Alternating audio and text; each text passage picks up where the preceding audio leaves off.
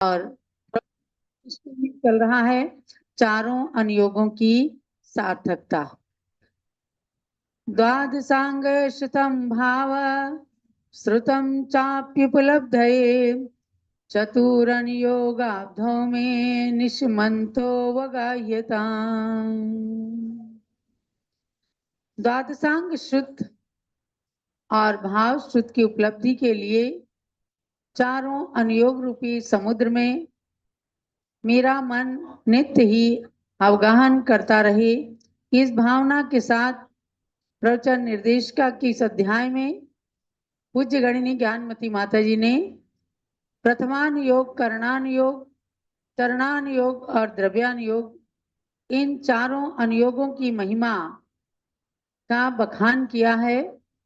आप page number 136 पर आ जाएं, जहां चरणानुयोग यानी जो आचरण सिखाता है। आचरण माने एक तो पैरों से चलना, एक चारित्र के द्वारा जीवन जीना, ये है आचरण। और उसमें कहा गया कि आगम ज्ञान, तत्वार्थ श्रद्धान और संयतपना अर्थात चारित्र, ये तीनों ही युगपत जिनके पास नहीं है उनके मोक्ष मार्ग से विघटित ही हो जाता है। अर्थात सच्चे मोक्ष मार्ग को पाने के लिए सम्यक दर्शन, सम्यक ज्ञान और सम्यक चारित्र, इन तीनों की एकता होना आवश्यक है। इनमें से एक दो भी रहते हैं तो भी मोक्ष मार्ग घटित नहीं हो पाता।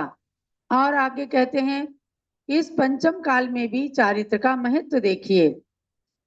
बरिस सहस्रेण पुरा जम कम मम हणितेण कायेण तम संपै वरिसेण हो निज्जरियै हीण संहणने।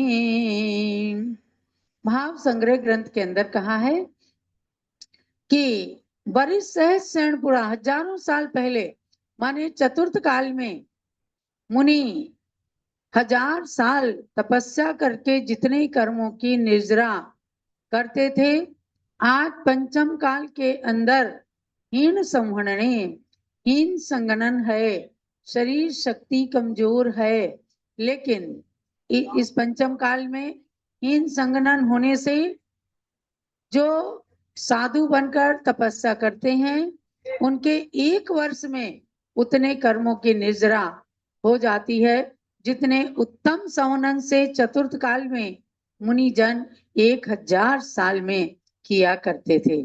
माने अपनी शक्ति की उपयोगिता बताई है। अगर कोई छोटा बालक पायलट बन जाता है तो उसका विशेष नाम हो जाता है, क्योंकि उसने मैच्योरिटी आने से पहले ही पायलट बनना स्वीकार किया, हवाई जहाज को वो चला सकता है, इसलिए उसका विशेष नाम आ जाता है। ऐसे ही जब शरीर में शक्ति नहीं है तो भी तपस्या की जाती है, तो समझो विशेष बात है। इसलिए आज पंचम काल में भी आपके सामने जो संत विचरण करते हैं, तपस्या करते हैं, तो उनकी बात व्यर्थ नहीं है। एक साल में हम लोगों की तपस्या से उतने कर्म नष्ट हो सकते हैं जितने 1000 साल में नष्ट होते हैं। बस होना चाहिए निरतिचार, निर्दोष तपस्या। तो ये पंचम काल में चारित्र का महत्व बताया गया है। इस चरणानुयोग के बिना चारित्र के महत्व को कौन बता सकता है।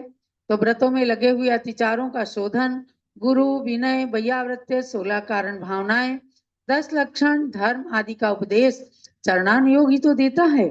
व्रतों के भंग हो जाने पर उनमें पुनः उपस्थापना का आदेश इसी अनुयोग का है। प्रायश्चित विधि द्वारा व्रतों का प्रतिपादन करके दोषों का विशोधन यही अनुयोग करता है। कितने लोग डरते रहते हैं, हम नियम नहीं लेंगे, कहीं टूट ना जाए, कहीं नियम से हम गिर ना जाए। तो आचार्य कहते हैं ऐसा सोच करके कभी भी मत बैठना, नियम जरूर लेना, कोशिश करना निर्दोष नियम का पालन हो। नहीं होता है, कोई दोष लग जाता है, तो उसका प्रायश्चित भी करने का विधान चरणानुयोग ग्रंथों के अंदर बताया गया है। द्रव्यलिंगी मुनि भी इस चारित्र के संपर्क से लोक में ही पूजे जाते हैं, जैसे कि पुष्पडाल मुनि व भवदेव मुनि पूजे जाते थे। श्रावक उन्हें आहार देने में कोई अंतर नहीं करते थे। अब आपको समझना है द्रव्यलिंगी किसे कहते हैं, भावलिंगी किसे कहते हैं। तो देखो, सबसे पहले तो ये जानना है कि द्रव्यलिंगी मुनि कौन है, भावलिंगी कौन है। ये बात हम और आप नहीं जान सकते, ये तो सर्वज्ञ गम्य चीज है। यहाँ द्रव्यलिंग से मतलब है मिथ्या दृष्टि, और भावलिंग से मतलब है कि सच्चे मुनि। तो कोई कहे हम भावलिंगी है, बाकी सब द्रव्यलिंगी है, तो ये गलत है। आप अपने को सर्टिफाइड नहीं कर सकते, केवल ही भगवान हमें सर्टिफाई। हम हो सकता है हम अपने को सम्यक दृष्टि कह रहे हो और अंदर में कहीं मिथ्या दृष्टि हो। इसलिए ऊपर से जिनके पास पिच्छी कमंडल है उनको सबको आप भावलिंगी समझना, क्योंकि आचार्य कुंद स्वामी की वाणी है, पंचम काल के अंत तक निर्दोष संत होंगे। मुनि, आरिका, छुल्लक, छुल्लिका, श्रावक, श्राविका, ये सब निर्दोष होंगे। तो हमें विश्वास करना है, और हम अंतर नहीं कर सकते कि ये भावलिंगी है, ये द्रव्यलिंगी है। अगर कोई अपने को अपने टाइटल के साथ भावलिंगी लगाए, ये बिल्कुल पूरी तरह से गलत है, क्योंकि भावलिंग और द्रव्यलिंग का परीक्षण करने का कोई थर्मामीटर हमारे आपके पास नहीं है। पिच्छी और कमंडल, यही कहा है कि मुद्रा सर्वत्र मान्या स्यात्, निर्मुद्रो नैव मन्यते। ये मूलाचार के वाक्य हैं। मुद्रा, अगर आपकी भारतीय करेंसी जो है उसके ऊपर नहीं भारतीय बात छपी हो तो आप कहेंगे उसमें सत्यमेव जयते लिखा रहता है, अशोक की लाट बनी रहती है। यानी भारत सरकार का जो चिन्ह निश्चित किया गया है वह चाहे नोट हो चाहे सिक्का हो, मुद्रा पर जो मुद्रा अंकित है उसके द्वारा ही वह मुद्रा बाजार में मान्य है। वरना तो नकली नोट कितने लोग बना देते हैं, तो नकली नोट तो नहीं चलते ना। तो ये ऐसी मुद्रा होती है। जिन मुद्रा क्या है, जिसके पास मयूर पंख की बिच्छी है, जिसके पास काष्ठ का कमंडलू है, जो निर्ग्रंथ दिगंबर है। आप सबको ना संतवाद ना पंथवाद कभी नहीं देखना। देखो, इसमें भी ज्ञानमती माता जी लिखती हैं कि द्रव्यलिंगी मुनि भी इस चारित्र के संपर्क से लोक में पूजे जाते हैं। जो आगम में कथानक आता है कि कोई पुष्पडाल नाम के मुनि थे, वे उनका मोह अपनी पत्नी में जागृत हो गया था, मन में सोचा करते थे। उनके गुरु ने जान लिया तो उनको किसी तरह करके संबोधित किया और उनको भावलिंगी बना दिया। तो जो लोग जान लेते हैं, अवधि ज्ञानी होते हैं, अगर उनकी क्रियाओं से जान लेते हैं कि द्रव्यलिंगी माने मिथ्यात्व, इसके अंदर अभी मोह छिपा हुआ है, मोही है, मिथ्यात्व है, तो उसको सुधारने का प्रयत्न करते हैं। वरना बस अपना मस्तक कहाँ झुकना चाहिए, जहां पिच्छी कमंडल है, जहां निर्ग्रंथ मुद्रा है, जहां एक साड़ी धारण करने वाली आरिका है, जहां छुल्लक छुल्लिका पिच्छीधारी 11 प्रतिमाधारी साधु हैं, उन सब के सामने मस्तक झुकना चाहिए। हम नहीं निर्णय कर सकते कि ये सच्चे हैं कि ये झूठे हैं। तो इसलिए श्रावक उन्हें आहार देने में कोई अंतर पहले भी नहीं करते थे, आज भी नहीं करते हैं, न आगे कभी करना चाहिए। कुछ लोग आज, कुछ ये काल की परिस्थितियां ऐसी आ गई कि कुछ लोग संतवाद और पंथवाद में पड़ गए। लोग सोचते हैं बस हम जिनको मानते हैं वो सच्चे हैं, जो दूसरे मानते हैं वे झूठे हैं। नहीं, इसमें आचार्य शांति सागर महाराज जो महान संत हुए 20वीं सदी के प्रथमाचार्य, जिन्होंने अनेकों बार सर्प के उपसर्ग को सहन किया, चींटियों के उपसर्ग को सहन किया, जिन्होंने मूलाचार पढ़कर श्रावकों की श्रवणचर्या, आहारचर्या का हमें ज्ञान कराया, उनके शिष्य थे आचार्य वीर सागर महाराज, जिनसे दीक्षा लेकर आज ज्ञानमती माता जी ने अपने नाम को सार्थक किया है। ऐसे आचार्य वीर सागर महाराज हमेशा कहते थे, मेरा सो खरा नहीं, खरा सो मेरा। सब विद्वानों को भी वे संबोधित करते हुए कहते थे। पूज्य माता जी बताती हैं कि आचार्य देव कहते थे कि मेरा सो खरा, माने मैं जो कह रहा हूं वही ठीक है, इस धारणा को निकाल दो। खरा सो मेरा, जो अच्छा है, जो खरा है, जो समीचीन है, जो सम्यक है, वो मेरा होना चाहिए। यानी कि शास्त्र की बात को देखो।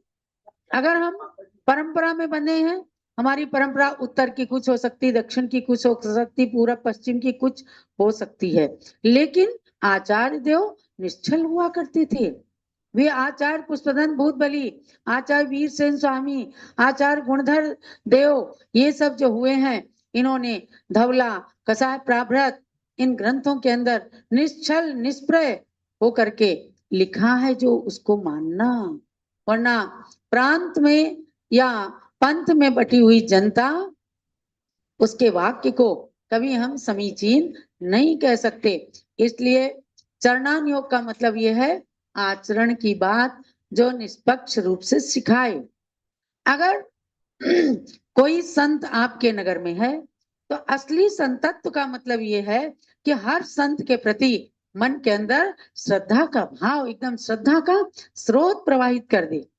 अगर किसी ने समाज में आग लगाने के लिए, समाज को बांटने के लिए, समाज में संघर्ष पैदा करने के लिए, विवाद कलह उत्पन्न करने के लिए संतवाद पंथवाद का झगड़ा किया, तो समझो वो समीचीनता नहीं है। संत का मतलब ये है कि जो समाज में एकता कराएं, संगठन कराएं, जिन धर्म की प्रभावना करें, और पंचम काल के अंत तक मुनि होते हैं। इसलिए आप सब निर्ग्रंथ मुद्रा देखकर, इच्छी कमंडल देखकर नमस्कार करें।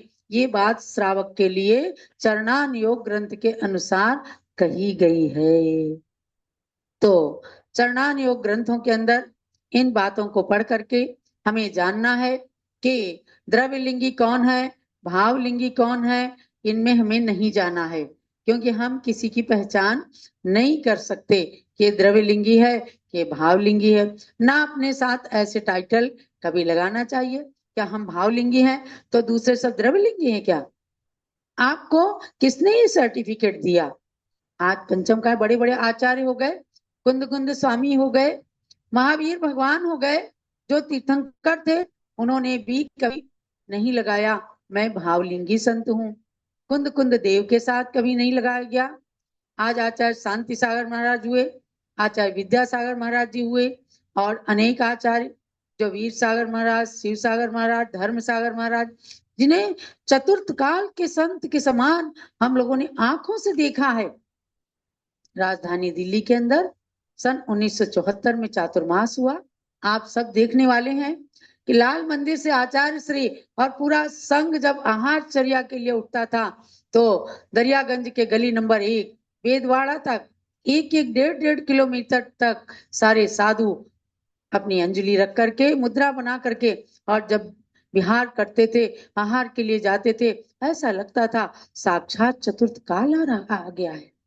आज भी जो दीक्षाएं होती हैं, संत लोग जो संख्या बढ़ाते हैं, तो ये सब क्या है? पंचम काल के अंदर चतुर्थ काल का दर्शन है। इन कमजोर शरीरों से भी तपस्या की जाती है। अरे भैया, विद्यार्थी हैं, किसी से कभी कोई दोष लग गया तो भी गुरुजन प्रायश्चित देते हैं। ये सब बातें चरणान योग में पढ़कर गृहस्थ लोग अपने अष्टमूल गुणों का, अपने अणुव्रतों का निरतिचार पालन करें। संत लोग अपनी सीमा में रह करके मूलाचार के अनुसार 28 मूल गुणों का, 36 मूल गुणों का आचार्य जन, उपाध्याय जन 25 मूल गुणों का एक्स्ट्रा ये आचरण करते हैं, और अपने जीवन को अपनी सीमाओं में, आगम की सीमाओं में रख करके आचरण करके मोक्ष मार्ग को साकार करते हैं। यही आज के स्वाध्याय का सार समझना